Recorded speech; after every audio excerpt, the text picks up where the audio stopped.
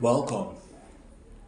I'm Chituga Chinda, and we are still on Chapter 2, particularly Section 17.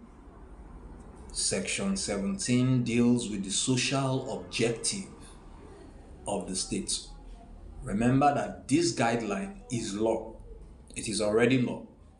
So, all that is left for its implementation, this is everything I have started with from Section 13 up until today and going further to 24, requires the effort of government, particularly legislative and the executive arm of government. The judiciary needs courage to do what needs to be done in spite of Section 6 sub 6c.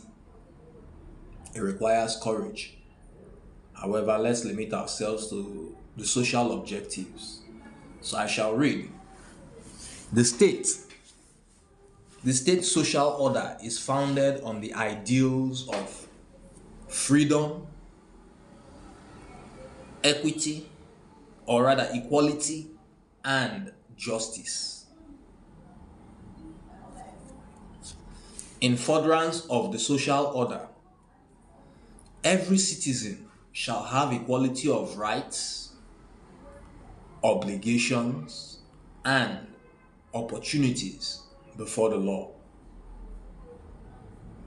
The sanctity of human person shall be recognized, and human dignity shall be maintained and enhanced.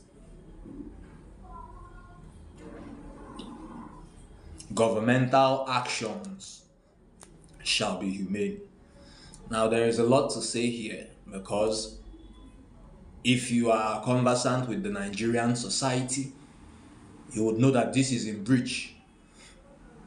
If you are in traffic in Port Harcourt today, you will find policemen with whip, breaching traffic rule, flogging the hands of taxi men, behaving in an unruly manner. In fact, the police are the worst drivers you will find on the road. The reckless ones, the most reckless drivers you will find on the road. And it is not an overstatement. It is a fact.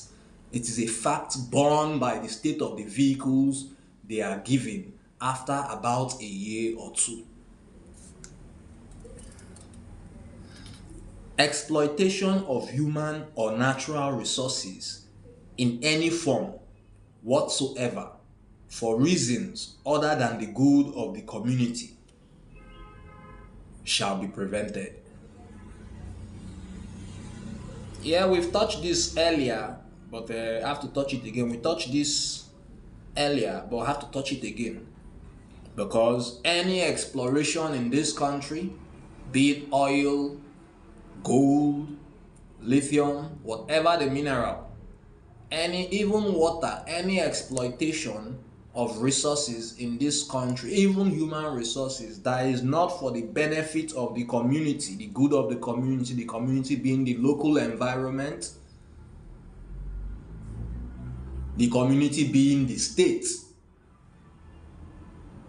the local government, the federal republic. If it is not for the good of the community, that is the good of the citizens that make up this community, it shall be prevented. Shall is the language used by the law. It shall be prevented. Is that the case? You can change it. You can change it. You can answer that question differently. But it depends on how much focus and what your narrative, your political narrative is. You see how important those topics are. I shall proceed. The independence, impartiality, and integrity of the courts of law and easy accessibility thereto shall be secured and maintained. Secured by whom? Maintained by whom? The judiciary, the executive, the legislature, or the persons manning these institutions. Currently, as we speak, is that the case? I doubt. A resounding no, actually. Sub 3. The state shall direct its policy towards ensuring that all citizens, without discrimination on any group whatsoever, have the opportunity for securing adequate means of livelihood, as well as adequate opportunity to secure suitable employment. We discussed this on May 1st. It is still relevant today as it will be relevant tomorrow. Conditions of work are just and humane, and that there are adequate facilities for leisure and for social, religious, and cultural life. There is this tendency in employment in Nigeria where the employer tends to regard the employee as a servant, a slave, a serf. This is not true. They understand that it is not true, but they also understand that if in your mind you are desperate for cash, desperate for validation, desperate for attention, then you will dehumanize yourself and make their work of dehumanizing you a walkover. That should not be the case. No, it shouldn't. The health, safety, and welfare of all persons in employment are safeguarded and not endangered or abused. Well, I worked for a newspaper company at some point in my life, and I can tell you for a fact that that company kept or upheld this standard. This is not trying to, I didn't even call their name. They upheld this standard. And there are a few other companies that uphold this standard, mostly multinational. This particular company, newspaper, the largest circulation in Nigeria. That's the clue I give you. They are not a multinational, but they upheld this standard of the health, safety, and welfare of all persons in employment are safeguarded and not endangered or abused. And I believe there is a lot Nigerians can learn from this. Private individuals, even the governments can learn from this, because it is not enough to be in civil service and go on strike and make noise and then come home and beat your house girl. It is not enough. You are part of the problem. The solution is you.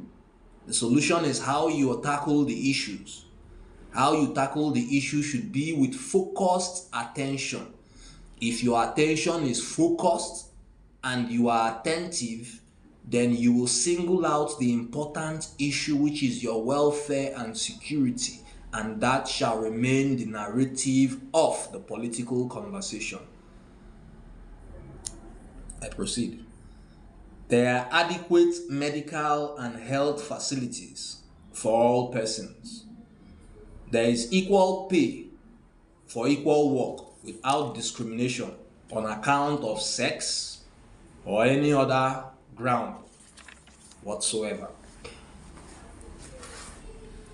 Children, young persons, and the aged are protected against any exploitation whatsoever and against moral and material neglect. This is not the situation in our gold mines. What is happening in the gold mines in this country is an abomination. What is happening in the lithium mines in this country is an abomination.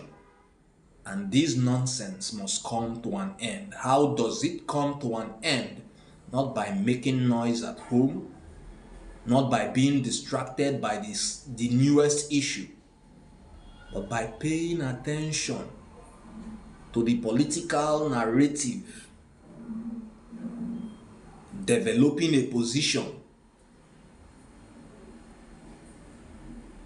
urging or grooming a candidate and supporting that candidate, holding him accountable and effecting this needed change. Because this is the only country, well, I don't know about you, but I have, and by God shall this country be put together.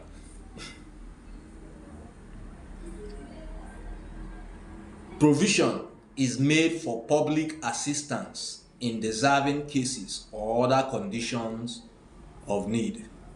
This is a social safety net. Like in the US, you have social security, and in Europe, there are other plans by other names, but basically it's a social safety net. That is to say that in this country,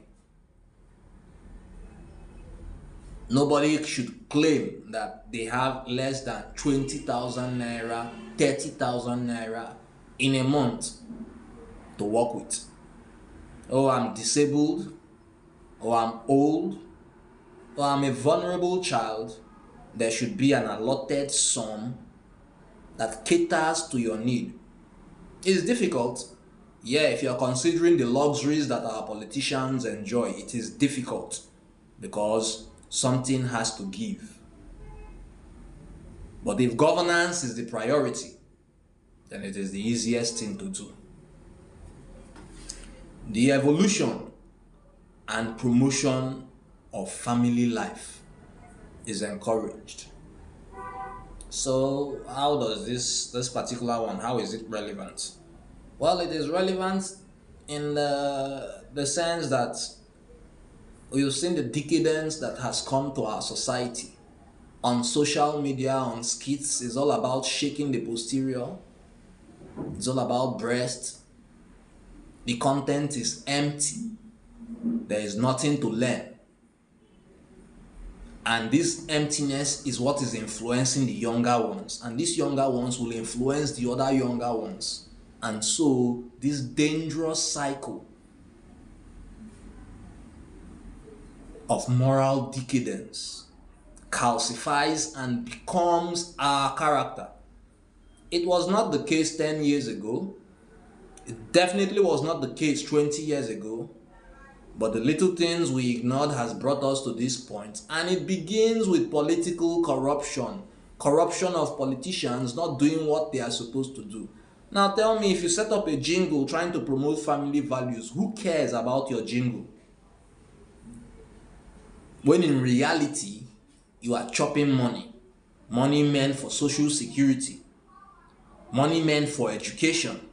Money meant for healthcare. You don't even stand up for your people. Even in the country, I'm not even speaking of outside the country. Even in the country, foreign nationals come here, set up company, and become lords in their own right. In Nigeria.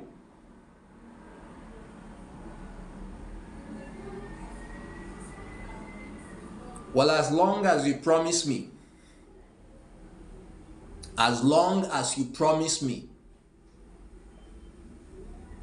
that you shall stay focused on the issue and make it the centerpiece of your political narrative, of the political narrative, of our political narrative, then I assure you that all that nonsense will end. Thank you for listening. I am Chituga Chinda. Take care.